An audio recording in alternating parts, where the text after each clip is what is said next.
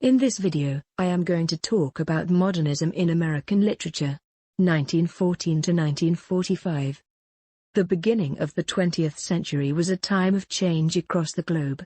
Whether it was rapid growth in city populations, industrialization or global conflict, it was clear that a new and modern world was taking shape. Modernism was an artistic movement that grew out of this changing landscape of life during this time. Modernism, for the most part, represented the struggle that many had with the way that new ideas and discoveries challenged their previous lives during a time when tradition didn't seem so important anymore. This artistic movement grew strength first in Europe in the early 20th century, eventually growing in the United States. It was fueled by domestic shifts, increase in city life, technology and wealth, for example, as well as changes on an international scale, like World War I. As this stable structure of a strong, patriotic nation began to weaken, so did the writing of the time reflect the uncertainty of its citizens.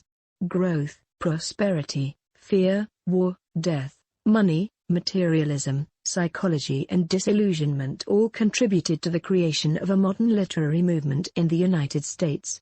One that was very much a reflection of the unease of a people who felt that the old rules and the old ways of living and thinking were no longer relevant. Emergence of modernism in literature. So, in order to truly understand literary modernism, it's important to take a look at a little U.S. history. Around the turn of the century, this country saw a shift as a result of industrialization. Cities began to grow and technology suddenly had the power to change everything. This is when realism in literature began, which, in basic terms, was a literary movement that produced, for the first time, writing that reflected the very real lives of the working class. In that sense, literature was already beginning to change.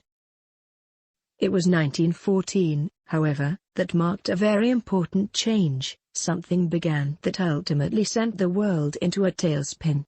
It was World War I, the first war of mass destruction.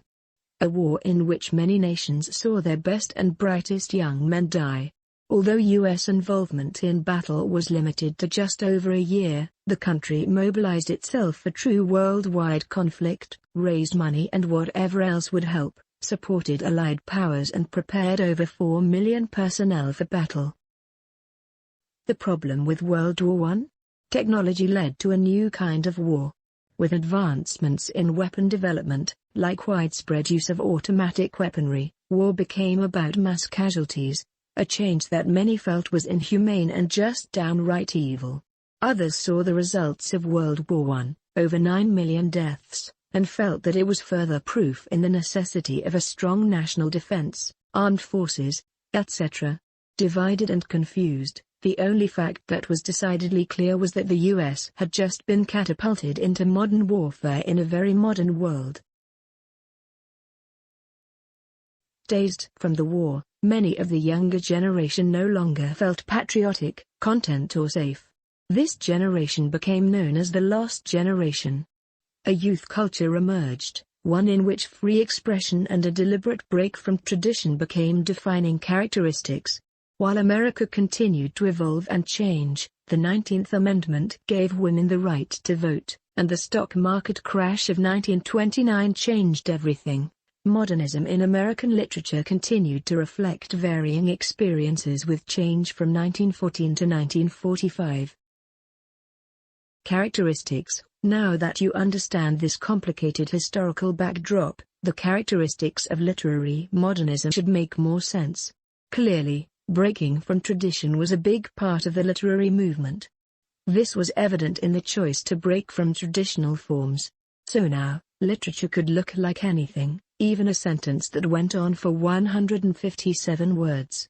There was quite a bit of fragmentation, as well as experimentation with point of view in writing, just another way to create a unique style. Some stories were thoughtful and self-reflective, while others had an overwhelming sense of alienation, as a result of differing ways of processing the changing times. Readers can see an experimentation with gender roles, an introduction of racial issues and an inclusion of pop culture in many works. While some stories showed the wealth of the middle and upper classes, through materialism and lack of limits, others illustrated the bleakness of rural life. There was something interesting that contributed to the tone of many works of the time: psychology. For the first time, psychology became a truly popular subject to debate, specifically Sigmund Freud and his new ideas. This included the implication that we were, in fact, godless. Any faith, religion or belief in a higher power was challenged by this. Many were left feeling even more lost. This sentiment pervades works of modern literature in the U.S. Authors. When considering literary modernism in this country, it's important to take a look at a few authors and examples of their work. Unique in style and voice, each writer serves to illustrate how they were influenced by the time period. F. Scott Fitzgerald is one of those writers we know because of that book he wrote that every high scholar has to read, The Great Gatsby. Do you remember what that story was about?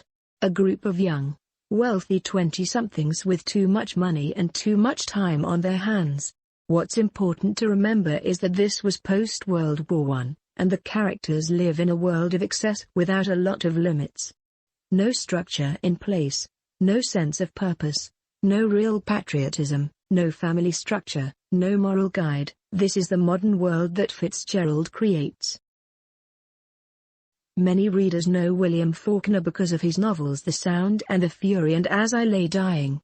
And while the content of Fitzgerald's stories makes them quintessentially modern, it is Faulkner's unique experimental style that makes him an icon of modern literature. He approached writing like music, an art in which sound and rhythm were just as important as words.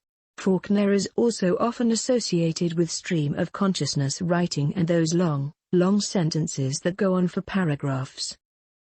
Finally, Hemingway is one of those writers whose style and content very much reflect the sentiment of this lost generation. Although it appears to be simple writing, Hemingway's work demonstrates a deliberate break from the flowery language and drawn-out narratives of the 19th century. Unlike Faulkner, he wrote without complication.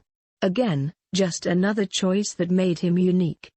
And it's clear in novels like A Farewell to Arms and The Sun Also Rises that he struggled with both the war and the post-war experience as an American. Please, do not forget to click notification bell, like, share, comment and subscribe my channel.